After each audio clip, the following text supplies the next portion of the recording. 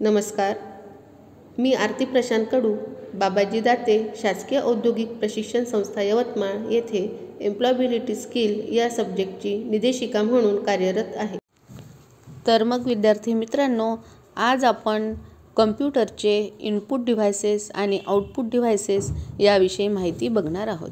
सुरुवातीला आपण input devices म्हणजे काय ते बघूया. तर कम्प्युटरला माहिती इनपुट करण्यासाठी जी साधने वापरली जातात त्यालाच कम्प्युटरचे इनपुट डिव्हायसेस असे म्हणतात. आणि यामध्ये मुख्यतः keyboard, mouse, mic, web camera आणि ट्रॅकपॅड यांचा उपयोग होतो. तर या पद्धतीने तुम्हाला दिसत आहे. आपण वन बाय वन ही सर्व डिव्हायसेस आता बघूया. अशा प्रकारे हा कीबोर्ड आहे. कम्प्युटरला टेक्स्ट देण्यासाठी याचा उपयोग करतात. तसेच माऊस आहे. कम्प्युटर स्क्रीनवरील काम किंवा कमांड जलद करण्यासाठी याचा उपयोग करतात. तसेच पॉइंटर हलविणे आणि क्लिक करणे यासाठी सुद्धा माऊसचा उपयोग होतो. आता हे बघा, माईक. कम्प्युटरमध्ये आवाज पाठवण्यासाठी माईकचा उपयोग होतो.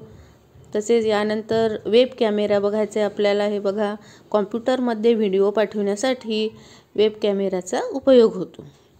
तसेच हे बघा, ट्रॅकपॅड. सामान्यतः लॅपटॉपवर ट्रॅकपॅड असते आणि ते माऊसप्रमाणेच कार्य करतात.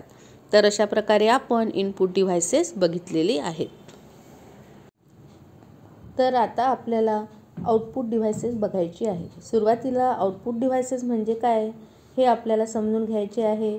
तर आउटपुट म्हणजेच प्रक्रिया केलेला डेटा किंवा माहिती, टेक्स्ट, ग्राफिक्स, ऑडिओ आणि व्हिडिओ हे आउटपुटचे प्रकार आहेत.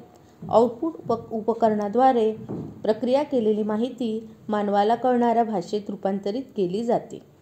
तर यामध्ये आता आपल्याला बघायचं आहे की आउटपुट डिव्हायसेस कोणकोणती आहे. तर हे बघूया आपण. हे बघा, हे मॉनिटर आहे. मॉनिटर हा एक कम्प्युटरचा अविभाज्य घटक असून त्याला स्क्रीन किंवा व्हिडिओ डिस्प्ले युनिट VDU असे म्हणतात. टेक्स्ट आणि ग्राफिक्स दृश्य स्वरूपात युजरसमोर सादर करायचे काम मॉनिटर करत असतो. त्यामुळे बरेचदा याला सॉफ्ट कॉपी असेही म्हणतात.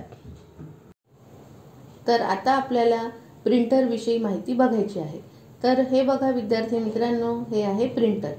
याविषयी आपण आता माहिती बघूया की प्रिंटर जरी कम्प्युटरचा अविभाज्य घटक नसला तरी कम्प्युटरमधील माहिती छापील स्वरूपामध्ये आवश्यक असते. त्यावेळी प्रिंटरचे महत्त्व आपल्या लक्षात येते. प्रिंटरकडून मिळणाऱ्या छापील माहितीला हार्ड कॉपी असे म्हणतात. तर हे आपण प्रिंटर बघितले, प्रिंटरविषयी माहिती बघितली. आता आपल्याला स्पीकरविषयी माहिती बघायची आहे. हे आहे स्पीकर.